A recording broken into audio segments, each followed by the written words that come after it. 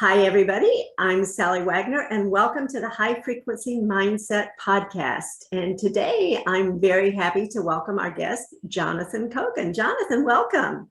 Thank you so much for having me. I'm excited to be here. Well, I'm very happy to have you here, and I'm especially eager to hear what you do and what you write about, the ownership economy. What is that? Can you describe that to everybody? Absolutely. So there's this amazing thing going on where people may have heard of the creator economy, which is where people can write newsletters on Substack, have podcasts on Patreon, all sorts of tools that you can use to monetize what you're passionate about. And the ownership economy is taking that and it's combining it with what's going on with what's referred to as crypto. People may know Bitcoin, blockchain technology. And the ownership economy is essentially allowing people to, or enabling people to be their own business, to be their own entity, their own brand, and have have sole custody of their IP and all their information, which is never, usually there's a gatekeeper or you need to get a, pass someone to get your music out, whatever it might be. And now with crypto, you can easily have your own audience directly. You don't, you're not contingent on the platforms, you own the platform. You are, if you use it, like you use a Facebook, a decentralized version, you would be a owner of it. So you can't be deplatformed, for instance. And so it's a security for individual sovereignty. And then, no code and creator economy combined with that is what I refer to as the ownership economy.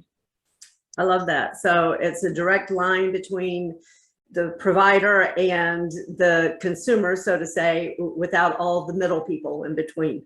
100%. In fact, I'll just reference it quick. There's a legendary article by Kevin Kelly, who founded the magazine Wired, called 1,000 True Fans. It's been revised since then to 100 True Fans.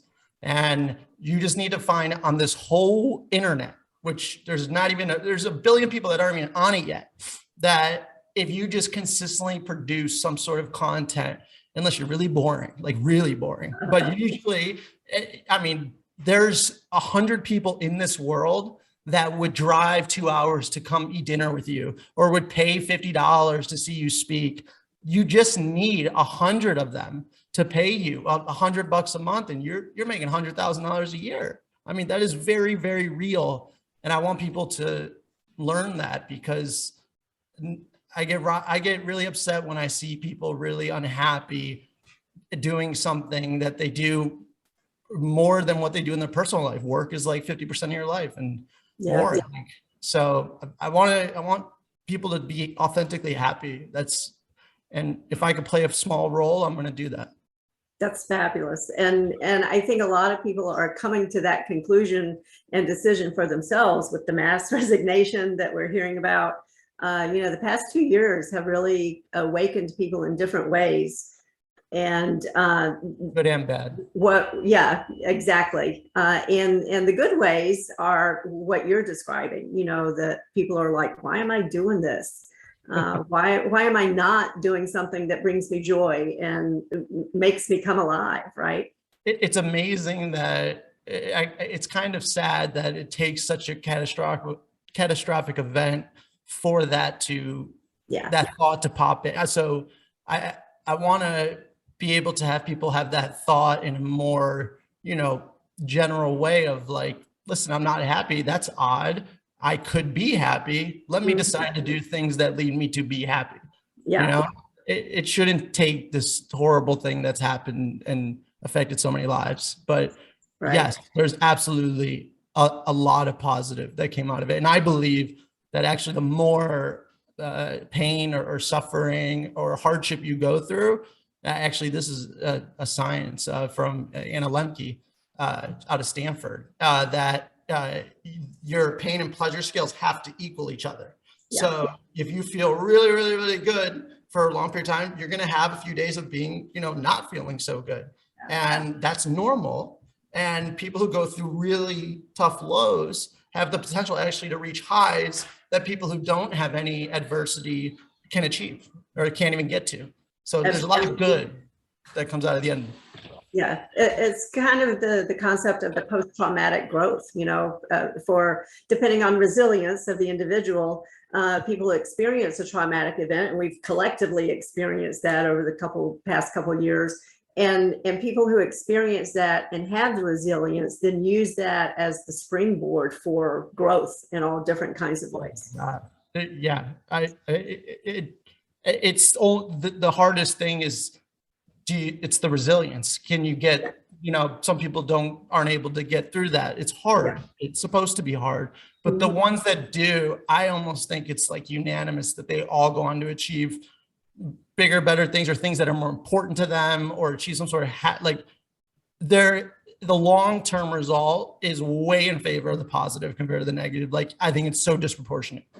Yeah, absolutely. It's, I don't know if you're familiar with Kelly McGonigal.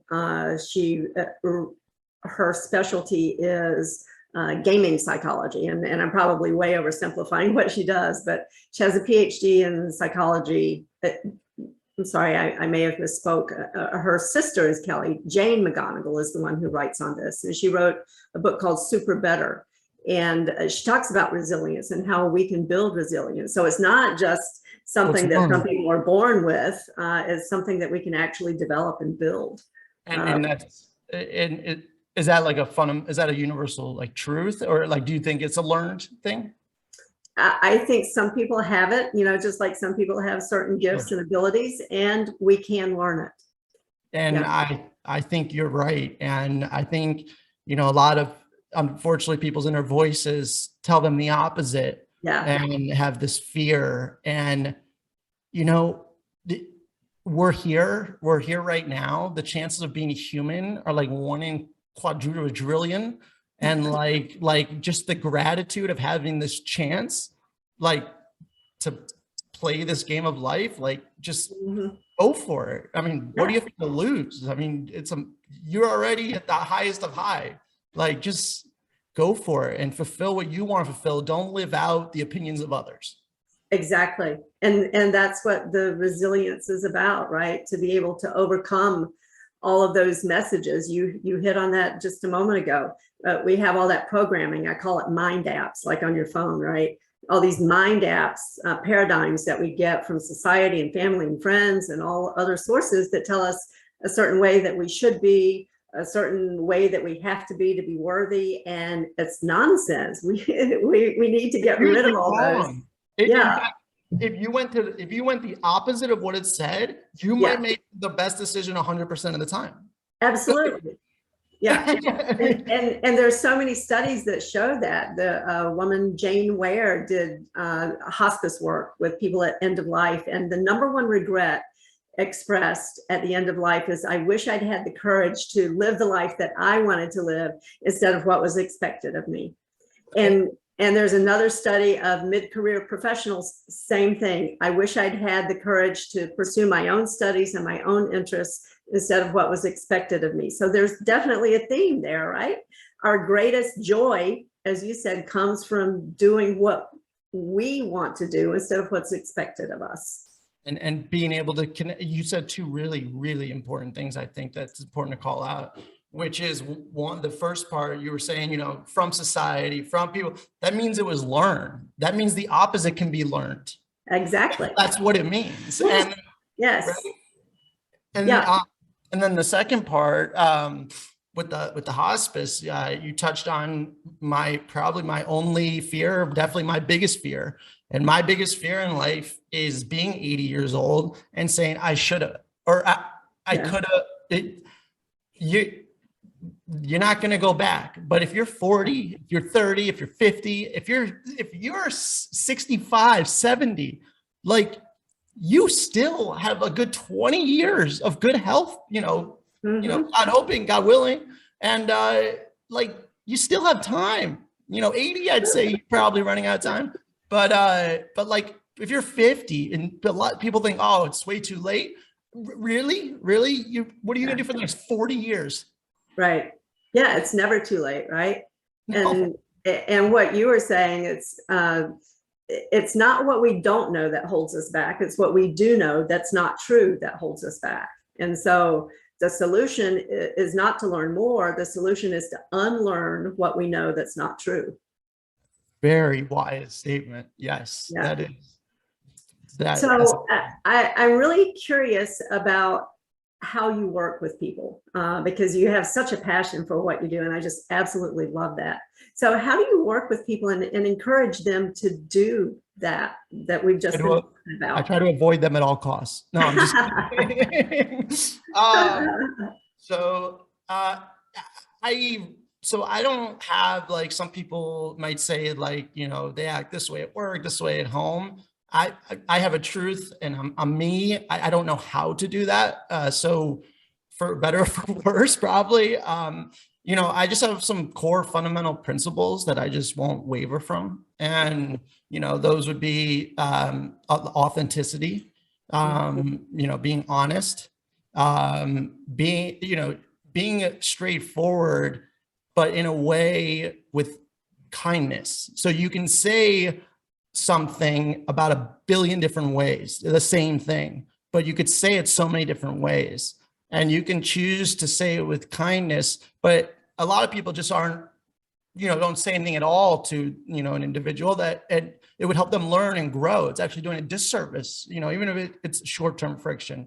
And so I just try my best for people I work with, people who work for me, to do what I can that aligns their personal goals, their authentic personal goals, and with company goals. And if those two can be in sync, which is difficult, and of course there's trade-offs here and there, like, that's a non-negotiable for me, because I don't want someone to do something just because or for a paycheck. Like, they're not gonna be happy, and most likely then they won't be good. Yeah. So I just I'm not like this smart or like super excelled person in any area. I just try to lead with kindness, set by actions speak louder than words. And I always say doing the right thing is always the right thing. And it's really simple stuff. Yeah, absolutely. It's that alignment, right, with your values, and which requires you to first know what those are. And I think that's where a lot of people are missing the boat. They don't really know what they value because of that programming we talked about.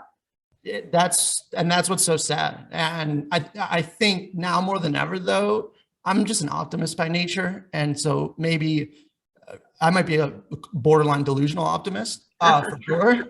But I believe people are unlocking that more now than ever, whether that be the advancement of, more naturopathic, solutions, and, connecting with nature, as, we are seemingly getting way further away from that. People oddly want to go into the woods, play in the dirt, like don't be behind a screen and have things clean. Like, that's not healthy, right? Just connect with, the energy cannot be created nor destroyed. Like, we know that. And so, like, what you put out into this world, it's a crazy idea, right? If you're kind to people, this crazy thing is going to happen where almost 100% of the time people will be kind to you. Yeah. It's wild. I know it's a crazy thing. Some people call it karma, but it's true. And what you put and give more than you take. As you think, you think taking, you would accumulate more. It's actually not, that's false, actually, in life. The more you give, 100%, you absolutely will just end up getting more. And that's it. Like, you gotta be selfish, though, before you're selfless, though. You do gotta connect and find your values. You do need to scratch your own itch. And because a lot of people want to jump to, I want to help others, when they don't even know their own values, or they're not aligned with what they want to do, but I'm going to help others. You can't help anyone until you help yourself. So that is ridiculous. And I hear that all the time. So finding ways to connect with those values, I think, are a fundamental core to achieve long-term happiness. Absolutely. And that does need to come first. And you're right. We do need to address ourselves before we can really help others and be available to them. And I mean, it's like, when you're on the plane and the oxygen mask drops, you put it on yourself first. And that's kind of how it is in life. You put your oxygen mask on first, and then you can help others. Yep. And it's not wrong. Some people think it's bad, like to be no, you be as selfish as you can be until you find your truth and do what you're, want to do. And then you're going to be able to help anybody. And it's just going to come from a place of authenticity because you figured yourself out, self-awareness. I would love to see that infused in the world a little bit more. And absolutely. I think that's what you said is so true about energy being neither created nor destroyed. I think it used to be, and when I studied physics, the sum total of mass and energy because you can convert. And yet now we know that everything is energy, right?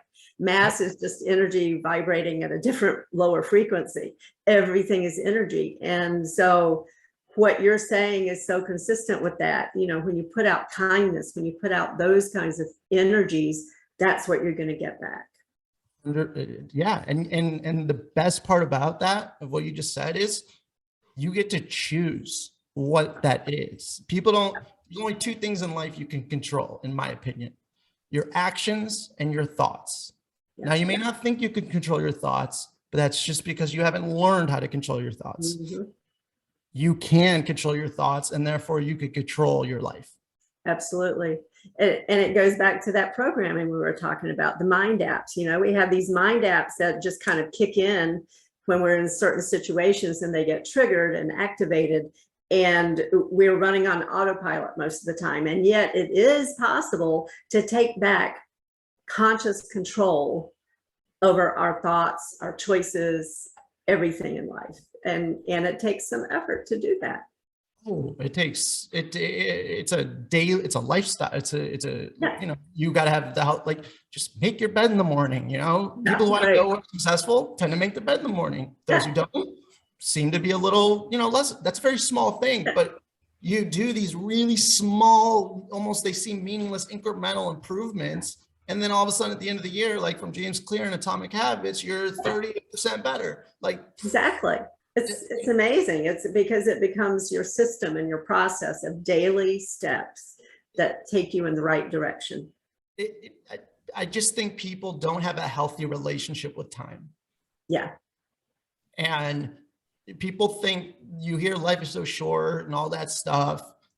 It's really not. It's really pretty long. It's really long. You're here, you were here yesterday, you've been here a while, and you still got a lot ahead of you. Life's long. You can always change. But you're not going to take a magic supplement that you swallow and the next day. No, it's going to take weeks, months, but if you stick with it, and change your habits, it will change your subconscious. And I mean, I've worked with people who are who've been through the worst traumas you can imagine. People should not experience, the hardest of hard. And I've seen them get through what they went through and come out the other side they're helping thousands of people just being themselves and sharing their story. I mean, it's it's all possible. And the only thing that can limit you is yourself. Absolutely. Which is good news, by the way. Yeah. Good news, bad news, right? Right. Yeah, sure. That's true. Yeah. Because we have those voices in our heads that pull us down and pull us back and are not moving us in the right direction. And that's the task, to silence those voices and give voice to the other ones that are encouraging and uplifting and moving us forward. You dealt with that personally, had maybe a bad inner voice in the past? Oh yeah, absolutely. Don't we all? Mine is, I call it the snarky 6-year-old. So we have all these wonderful affirmations that we say, oh, I'm successful, I'm this, I'm that, and then the snarky 6-year-old says, yeah, you wish, or in your dreams, or yeah, right, all of those things that we tell ourselves. And so the challenge is to overcome that. You know, one of my big things was I have to be perfect. Do I really? No, that's not true. That's what I was saying earlier. It's not what we don't know that holds us back. It's what we do know that's not true. The idea that we have to be perfect holds us back from a lot of things in life. You're right. And so I think that's a pretty common one. A lot of people have that. Yeah, I think you're absolutely right. Just be curious, ask questions. Like, Yeah, that's absolutely. healthy. Yeah, I mean, you have, nobody is born perfect, right, at anything, except babies are perfectly programmed to eat and cry, you know. Beyond that, that's pretty much it. Everybody, we need to give ourselves enough grace to suck at something long enough to get good at it. So that's the only way we can do it. And as you said, be curious. That reminds me, it's like, oh, wow, this person is an overnight success, just 20 years in the making. Yeah, exactly. Yeah. Like people just don't see what happens behind the scenes, you know? Yeah. It's like the old saying, the duck on the water, it looks still, and then underneath they're just paddling like crazy. Exactly. And that kind of reminds me what you said early on about the 1,000 true fans, the 100 true fans. I think sometimes we overestimate how wide our exposure and our sphere needs to be in order to achieve success, whatever that means to us. And really, it's not appealing to the millions and the billions. It's appealing to those core fans, right? That we really connect with energetically. Yeah, I mean, no, like you want, like in my opinion, you want to be as niche as possible. Yeah. Like you want to be like, not like, let's say we have podcasts, not only you talk about sports, and let's say you don't even talk about basketball, but you talk about the Cavs, and then you talk about like the best player, and you know, like you go as niche and you become the person for that topic. Like you're the market in the world will come to you. Yeah. Like that's it, but it has to be aligned with your truth. Otherwise, it's very difficult to be really great at something. And it's definitely not as fun. Right. Yeah. If it's something that you don't like and it doesn't light you up from inside, then it's not going to connect with other people because they know that. And why do you want to have 1 billion fans? Like what's so, why is that? Is it like, think about why you want that. Is it because you want money? Oh, you want money? Well, what do you want to buy? Oh, I don't want to buy it. Well, like, you know, like put things into context, and it may not actually be something you want, but like 100 people on this entire internet is not that crazy of a thing. And you will see people that like take pictures of red birds and make $100,000 a year teaching classes on how to, you know, take pictures of red birds or draws red birds, like the most wild things, like they exist. You are definitely not the only one feeling that way or interested in that. No one's alone in anything. I really believe that. Yeah. And that's kind of the blessing and the curse of social media and internet and all that, right? It lures us in, and it has a tendency to disconnect us from others around us. And yet at the same time, it connects us to people who are like-minded. And you know, how would we find those 100 other people, 99 other people who love red birds, except for that?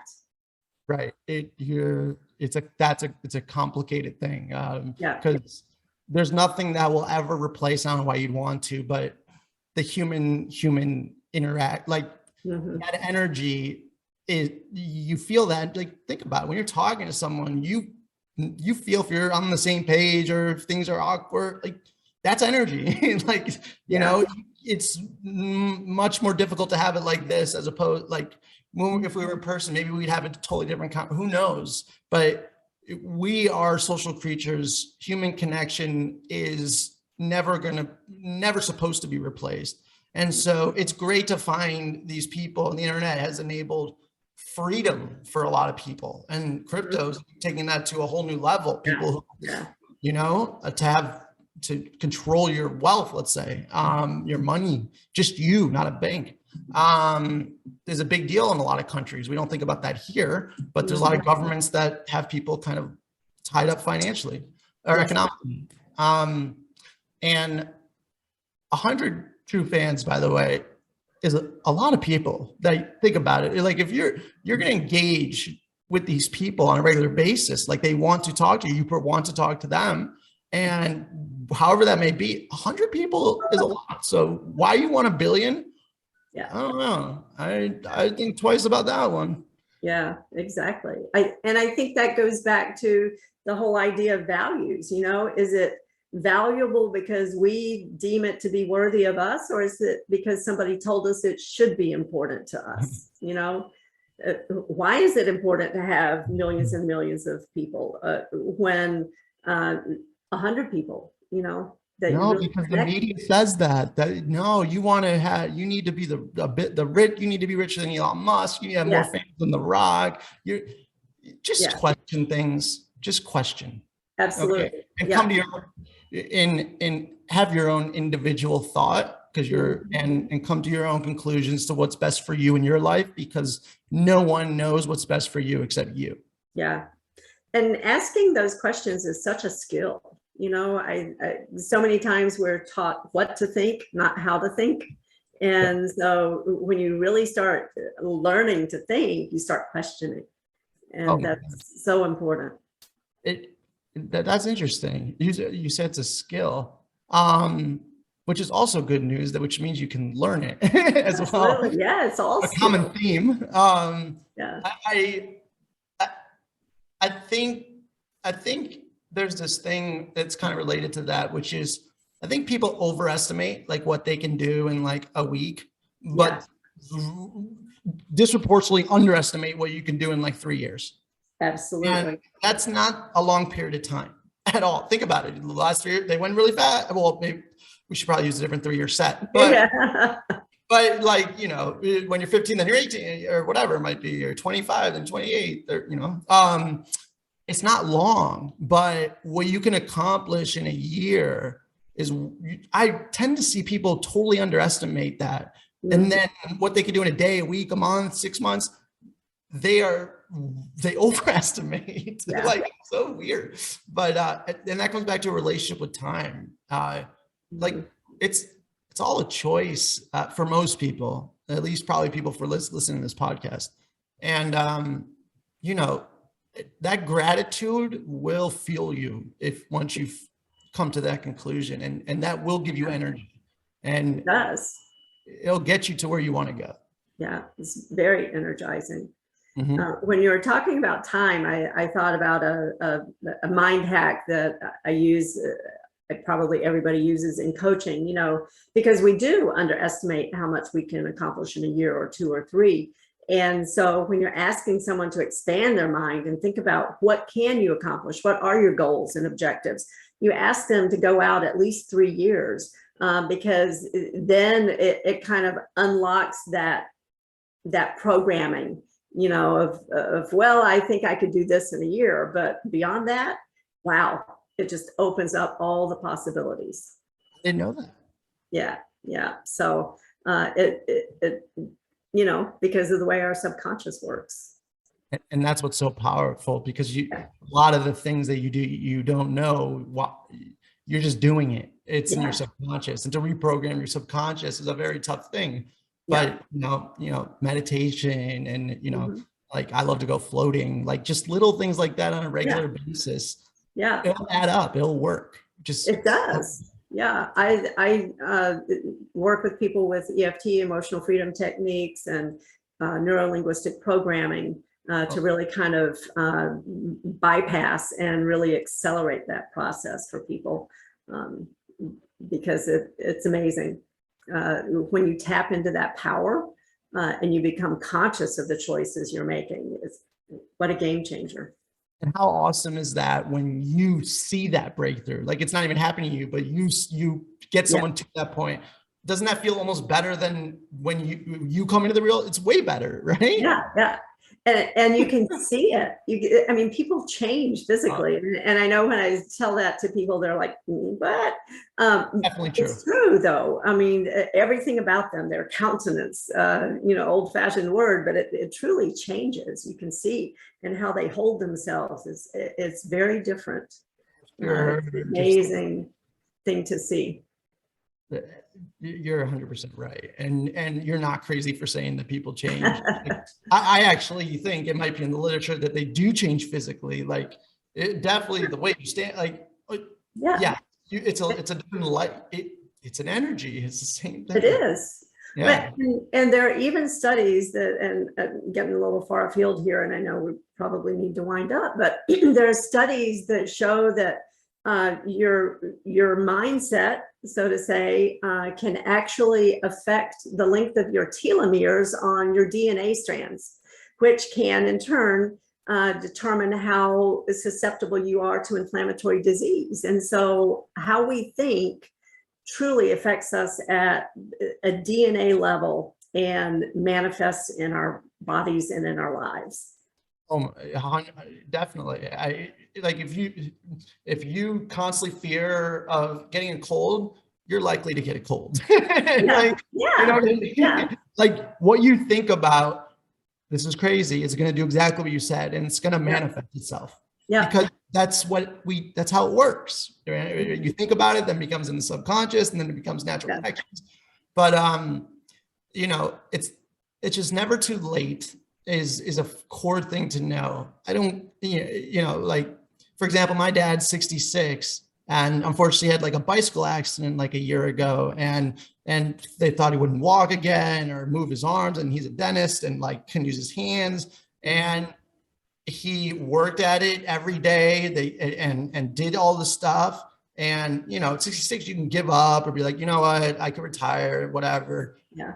Now he was back to work in like 3 months. And wow. Now I would say is 100% recovered, but maybe 99.9 or whatever. Yeah. And it didn't happen overnight. It happened literally with these small, just little, like 15-second exercise for months and months and months. Our brains aren't wired to think about compounding very easily. We don't understand the effects of compounding, and that's what it does. The habits compound each other. And so, like, a really good example is like if Warren Buffett retired at 65, you wouldn't know who he is. He would have had $11.9 million. Okay, at 65. Okay, over 99% of his wealth came after the 65. That's compounding. It's like saying there's two like algae at the bottom of a lake, right? Mm-hmm. And each day it doubles for 1 month for 30 days. On what day is half the lake full? Yeah. You know the answer? No. 29, the day before. It goes that quickly. You know, like, that's how compounding works. And it happens the same way in habits, which is writing in a journal 1 day, 2 days, 3 days, you know, that doesn't do anything. But, you know, 9 months down the road, all that ends up being like compounds to a way that your whole attitude changes, you know, or like doing like, you just gotta stick with it, persevere, and your inner voice may tell you something like, it's not working, or stop, like, you know, this isn't going to work, because a month you might feel no different.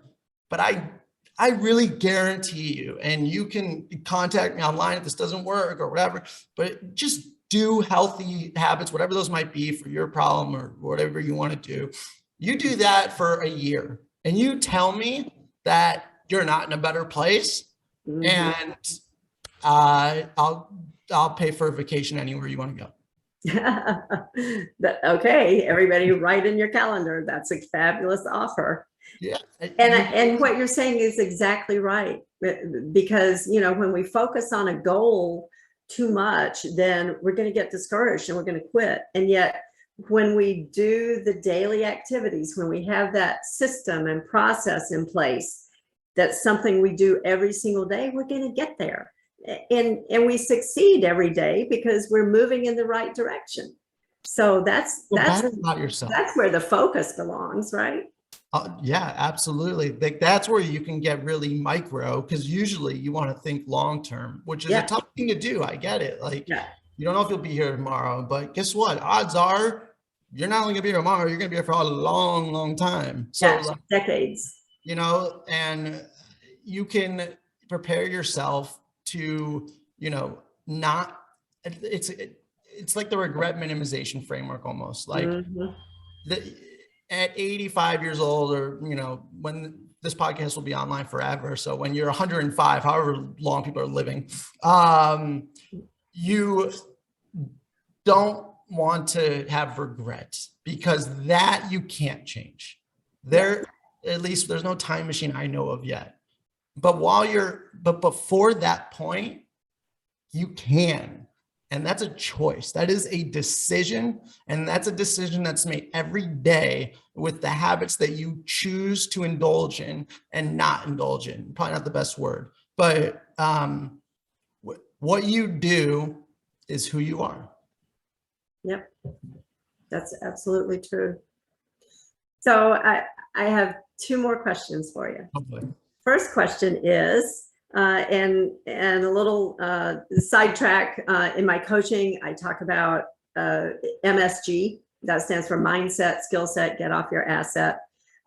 It incorporates a lot of very important principles, and we've touched on all of those in our discussion today. So what overarching principle or idea would you look at in your life and in your business that you believe has contributed to your success? Question. I would say empathy. I would say always kind of understanding, you know, the other side, always be willing, you know, the best I can, listen, you know, do what's in the best interest of the team, of everyone, and not individual success. There's no one ever makes it by themselves. That just doesn't happen. Right. But people come from all walks of life and all different experiences. Like when the way I grew up, I thought everyone grew up this way, but they don't. And it's very different where you are. And having empathy for people, because like, you know, someone might yell at you and for something at the bank when you're at the ATM, but they're not yelling at you. They're going through something. Like it's something inside, they're projecting most of it. That's what it is. And instead of firing back, like have some empathy for that. Like there's something going on, and you'll find that you have a better relationship with people. You build much better teams. The communication is much better. So then you get more done. The work is better. It's done on time. People trust each other, which is the foundation of any successful venture, in my opinion. Yes. And I think that I've been thinking about this actually recently, but I think that comes from empathy and also kindness as well. Mm-hmm. Yeah. I love that. And that is the foundation for so many things that we've talked about with resilience and the gratitude and everything else, is that empathy to be able to understand others' perspectives. As best you can, you know, just you don't know how anyone feels, you know, so you got to ask and listen. You got to listen. Yeah. Don't worry about what you're going to say next. Listen. That's a huge skill right there. Yeah, it's imperative. Yeah. Okay, last question. How can people get in touch with you? Sure. So I have a new podcast and newsletter. It's ownershipeconomy.substack.com. People might have the Substack app. Great platform. So ownershipeconomy.substack.com.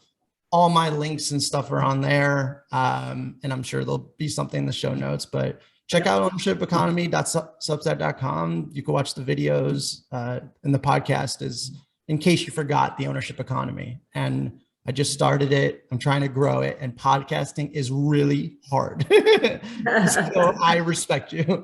It's difficult to keep up with it, but yeah, that's where people can find me. And I'll respond to anyone if they reach out. Yeah, fabulous. So everybody, make sure you check the show notes, because all of that information will be there. And Jonathan, thank you so much for being here today. Thank you so much, Allie. I really, really appreciate it. And I have absolutely loved our conversation. I feel like we could just talk for days and still have tons of things to talk about. Talk about authentic. I thought this was fantastic. Thank you. And thank you, everybody, for tuning in. Make sure you check us out next time at High Frequency Mindset Podcast.